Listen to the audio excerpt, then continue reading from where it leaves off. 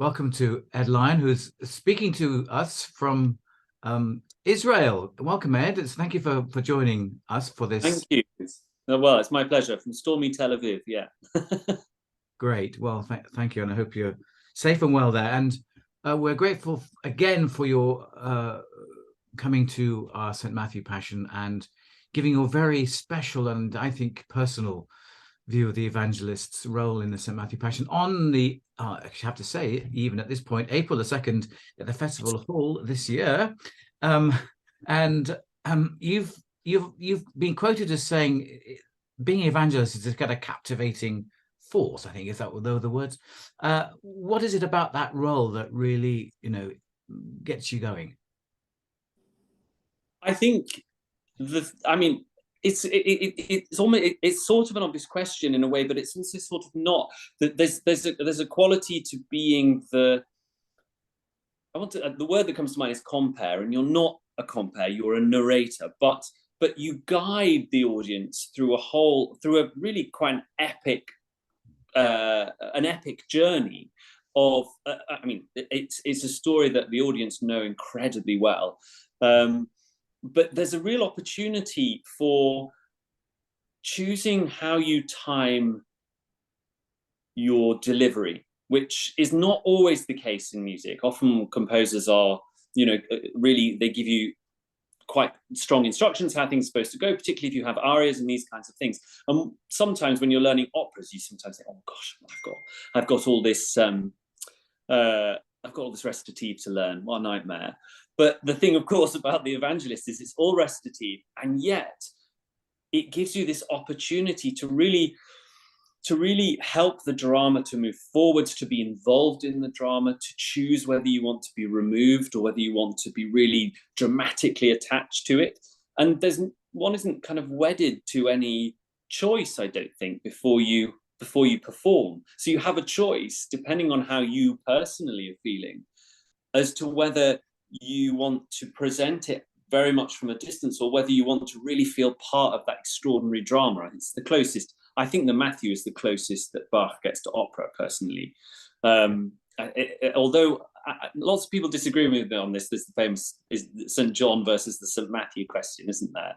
But for me, the Matthew is the closest. It gets to kind of those interchanges, that real sense that you have in opera. And you have this power to choose whether you're going to observe or really be part of it. And that informs so much about your relationship, both with the other performers around you and with the audience as well, because you're kind of this kind of center point, aren't you, when you evangelize, around which it requires everything else to be so magnificent, but you kind of are always kind of making offers to people.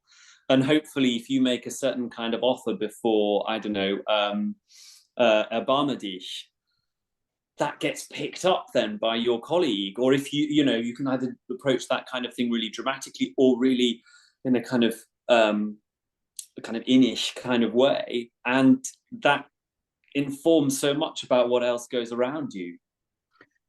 Well, fascinating answer. And of course, as you say, it depends on whether a person wishes to be, as it were, our man in the Middle East, as it were, reporting on the most famous story of all time, or whether they feel actually emotionally involved in it, not just reporting it, actually feeling the visceral side of it. Very much, yeah.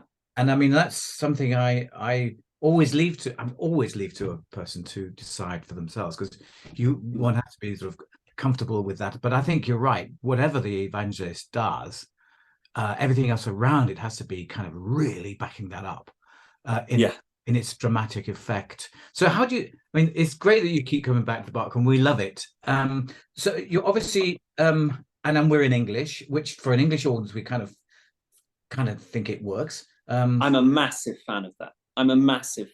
Because I think for an English audience, when you perform the passions in German, I think they become Kunst. I think they become art. Yeah.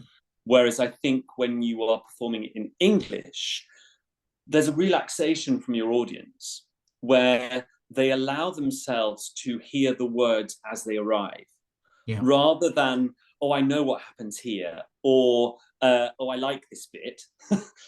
Instead, I think it's a much more mindful way of experiencing a story which you know really well, because you allow the words to drop and you allow the story to develop literally instant by instant.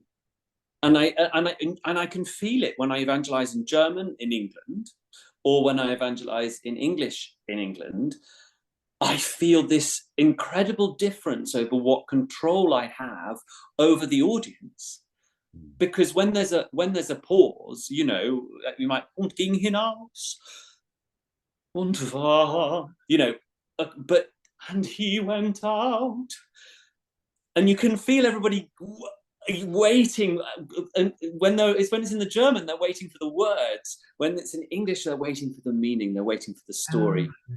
Yeah. That's a really, really excellent answer, actually, because I think, I mean, there'll always be critics of why didn't you do it in German and all that stuff. Mm-hmm. But I think we have this tradition which has grown over a very long time now, and of course, as it is in opera, you know, the ENO or wherever that may be doing English, you know, we're all trying to make it in its own way a sort of authentic experience. That is to say, the presenting the feelings and expression of the original piece of art, and in this case, this famous story.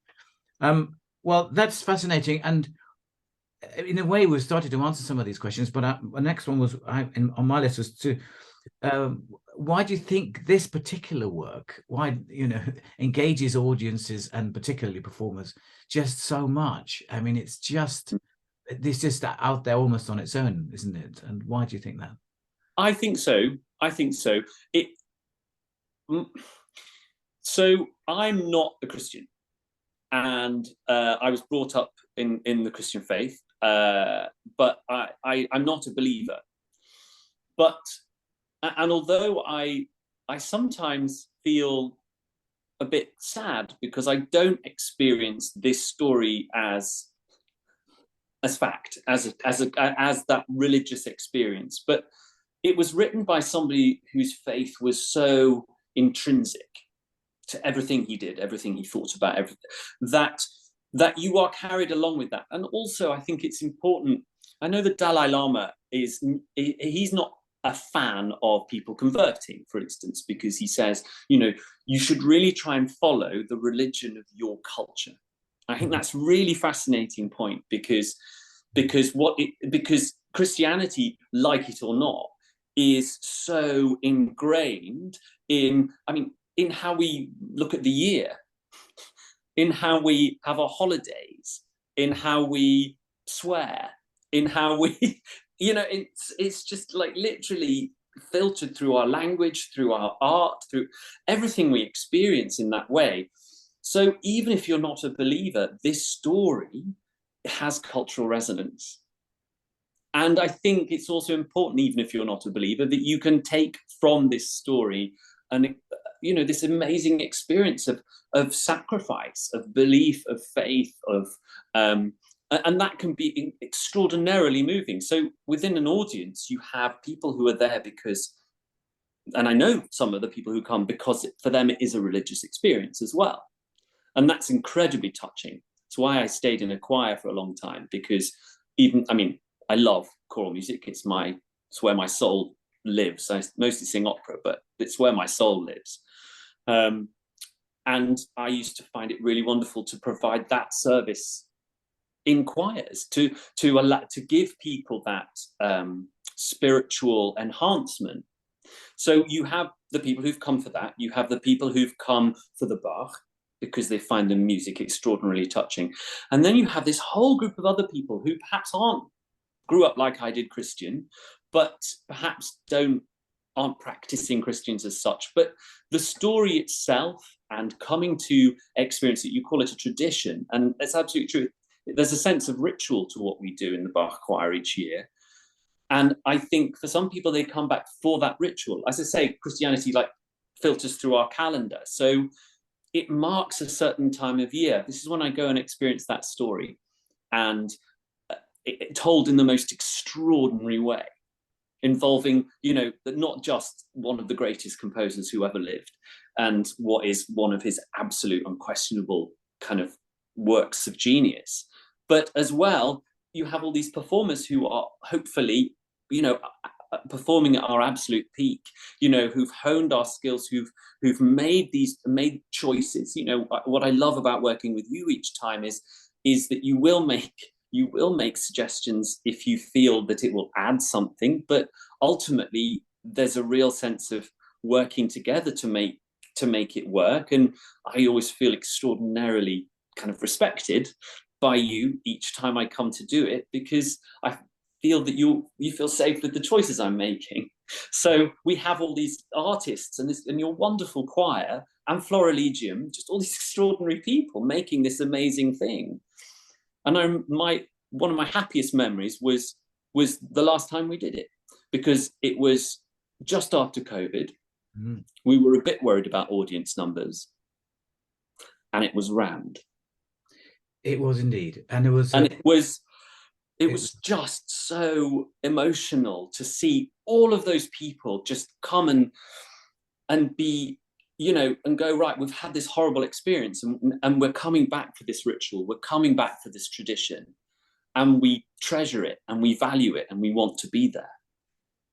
Totally right. I mean, they were wrapped, weren't they? And the thing was that although we put this kind of notice out saying please don't applaud at the, well, you know, all of this stuff till the end, when after silence we do now have that, people weren't going to be stopped putting their hands together, because they were just, I think it was a relief after COVID that it happened.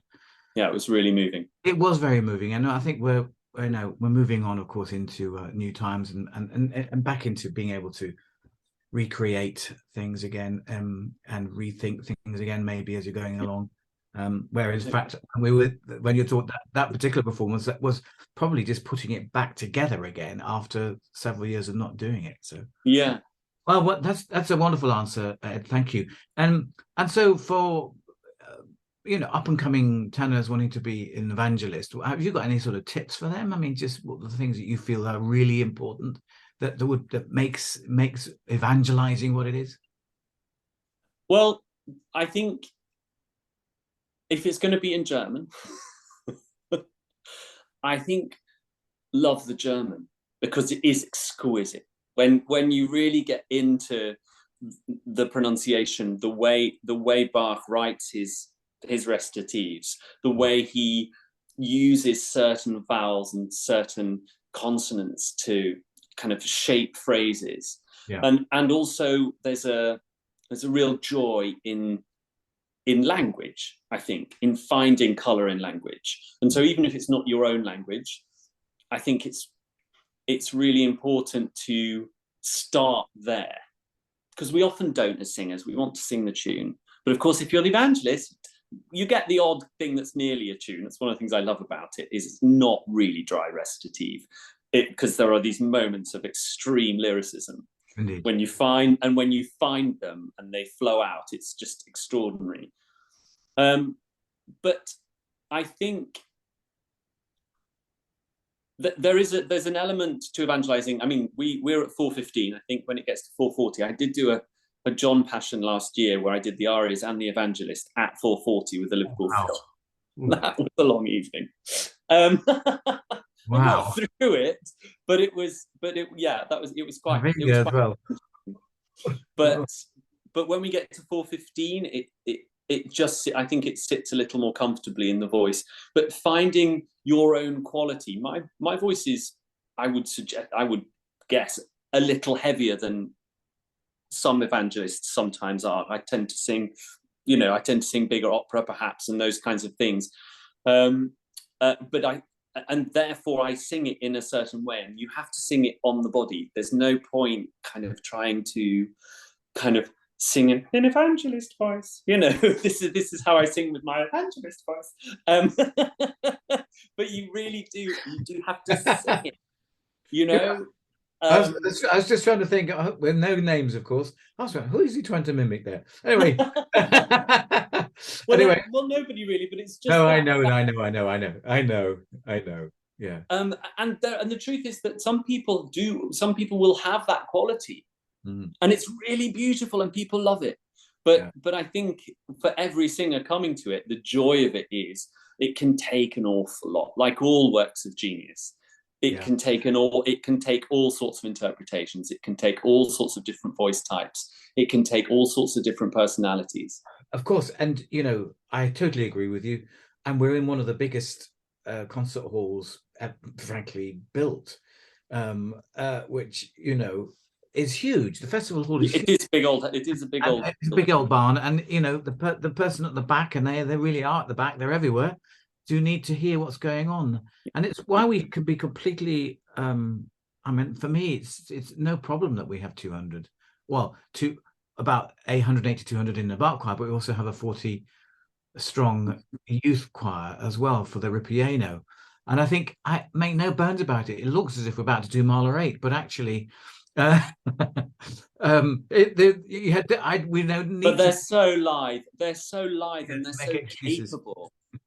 And it's in most of their bodies anyway. And so when you can make a demand of them, that's the wonderful thing about the Bach choir, particularly doing this repertoire that has a kind of traditional point for them, is that newer people presumably are being carried along by people who've done it so many times and have it in their bodies that actually they're looking forward to you taking Zimblitz and Zindona a little faster than usual, because then there's that little thrill of excitement for them that it's going to be together, we can do this.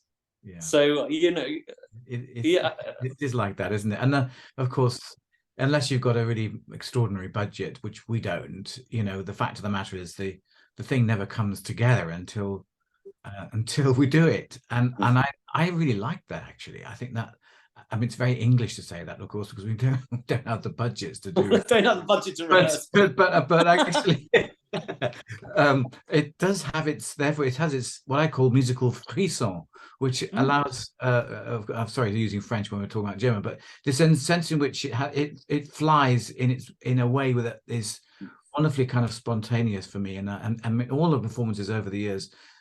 They've never been anywhere near the same. They've all been very, very different. I think that's a great word for it, spontaneity, because it does have that quality of I've never heard, because I don't rehearse. I rehearse on my own the day before. I don't hear my colleagues until they do the arias. Well, thank you for that. And actually, you're in Tel Aviv. And doing opera. What's the actual opera again you're doing? I'm doing Ariodante, Handel's Ariodante. Yeah. And you spend a lot of your time doing opera, as we've just been hearing. And of course, you got amazing reviews, Ed, didn't you, from doing Orfeo at Garting? Oh, it was such a joy, that show. Yeah. Yeah, we're up for an RPS award, actually. On 1st of March, we'll find out. So. Oh, well, congratulations. Yeah. And after this spell in Israel, and obviously coming to do on April 2nd, everyone, just remember, get your tickets. April the 2nd. Then what's happening for you going on from there? So I'll be coming back from Brussels to do the Bach choir. I'm singing an opera by Saint-Saëns called Henri VIII. Wow. And the story's hilarious. It's complete codswallop. It's completely made up. Absolute historical nonsense. But there's some really, really beautiful music in it. It hasn't been done for a while, so I'm really excited about that. And it's quite big, kind of lyrical. It's more kind of lyrical stuff. And then I come home straight away into Candide for Welsh National Opera. Oh wow! Which we're doing in a kind of semi-staged, as it is happening more and more in the UK, its budgets get smaller and smaller, where we have the orchestra on stage, and then there's a kind of I think there's going to be a playing space at the front, and they're going to use projections and various things to kind of create set or atmosphere. I mean, I haven't seen the things yet, but that takes me into the summer. So I got some really lovely things coming up. This year's been a typical Lyon year. I've had an opera from every century, so That's so clever, actually, to be able to deal with that. I mean, that shows you how versatile you are in terms of dealing with it as and you know, as a conductor, I feel very, very strongly, actually, and I say to others, I say, well, it's music, just get hold of it and do it, and make it work. Just get into the spirit of what it is. But you know, and the style, and enjoy the not limitations, but that each style requires different skill sets and a different sensibility. But that's not a kind of hindrance. That's a really lovely thing, because it kind of corrals you into performing in a new way. I find it, you know, it keeps me interested anyway. Well, Ed, thank you. So, all part of your album. I hope it really goes well in Tel Aviv, and we look forward Thank you so much to seeing you at for the rehearsals on April Fool's Day. Actually, April the 1st. I literally can't wait. We won't be mucking around. We'll get straight in there and look forward to it. And thank you so much for joining us. It's my pleasure. It's honestly one of my favorite things I'm asked to do. I genuinely mean that. That's kind. Thank you. Take care. Bye-bye. Thank you so much.